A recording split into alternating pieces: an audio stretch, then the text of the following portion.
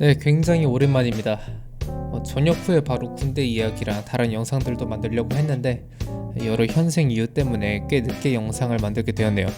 그래서 오늘은 예전부터 계획했던 군대 이야기를 좀 해보려고 했는데 원래는 입대부터 전역까지 타임라인대로 하려고 했거든요. 근데 그렇게 하면 지루한 부분도 있고 이해 안 되는 부분들도 많으실 것 같아서 굵직한 사건 위주로 하려고 합니다. 그래서 처음으로 어떤 얘기를 할까 고민을 하다가 제가 전역하기 직전에 겪은 사건이고 아마 많은 분들이 궁금해 하실 것 같아서 이제 12월 3일 개엄부터 시작해 보겠습니다.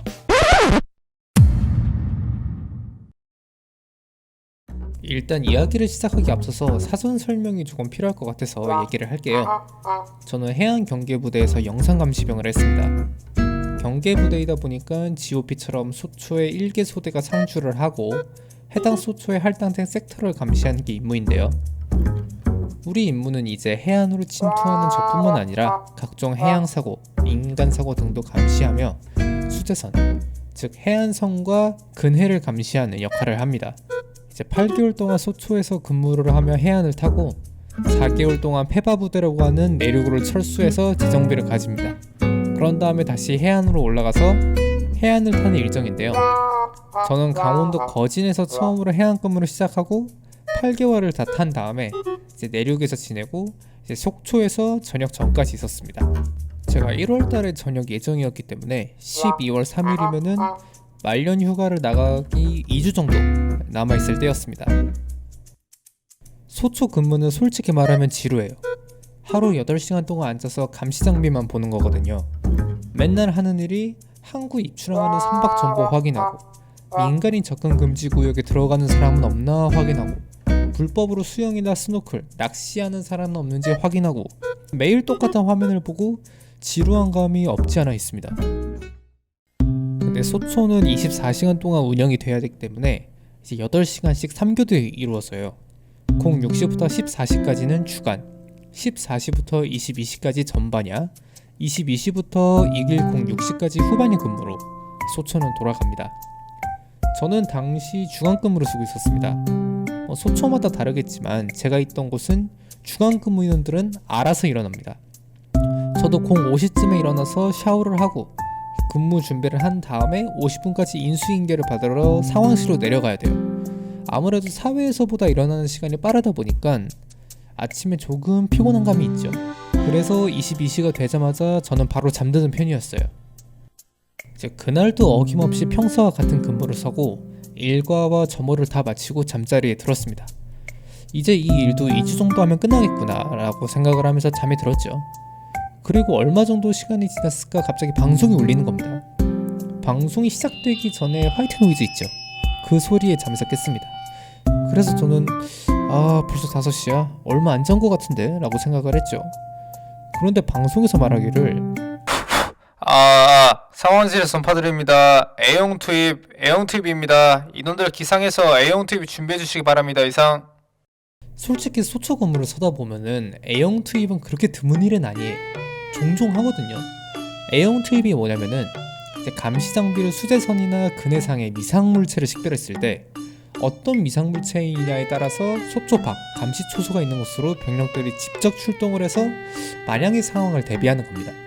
실제로 해안에서는 비닐봉지나 통나무, 새떼 같은 형체가 식별이 돼도 야간이나 안개가 많이 껴서 감시 장비로 식별이 안 될 때 종종 A형 투입을 합니다. 그래서 저도 그 당시에 또 뭔가 발견했네 라며 천천히 일어났죠. 그런데 아래층이 묘하게 시끄러운 겁니다.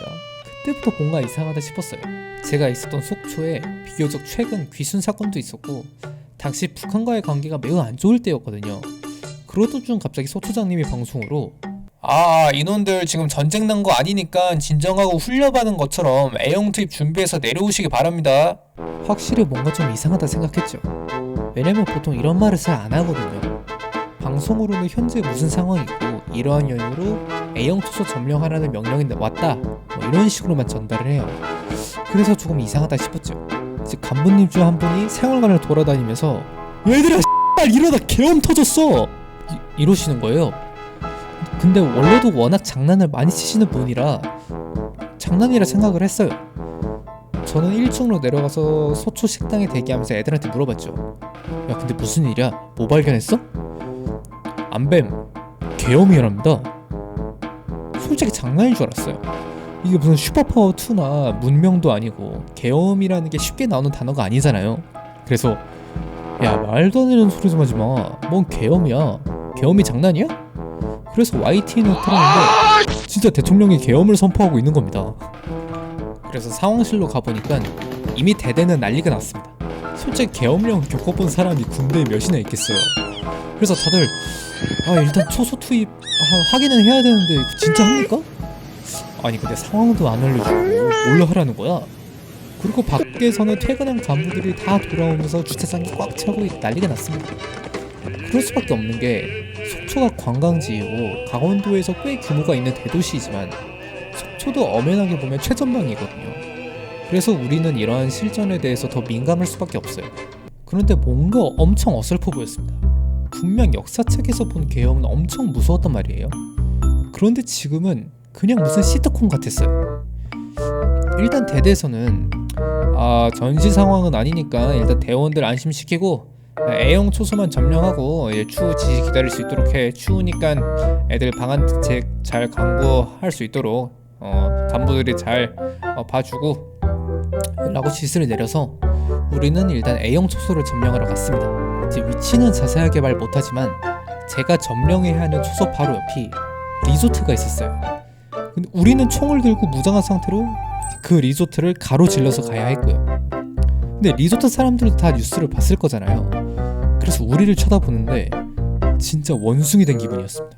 다들 신기하게 쳐다보고 와 계엄군이다 계엄군 이러는데 한 개 부대가 이동한 게 아니라 딸랑 저랑 제 부사수 이렇게 두 명이서만 이동한 거거든요. 그래서 그냥 빠른 걸음으로 야 쳐다보지 말고 그냥 빨리 지나가자 라면서 초소로 거의 뛰듯이 들어갔습니다.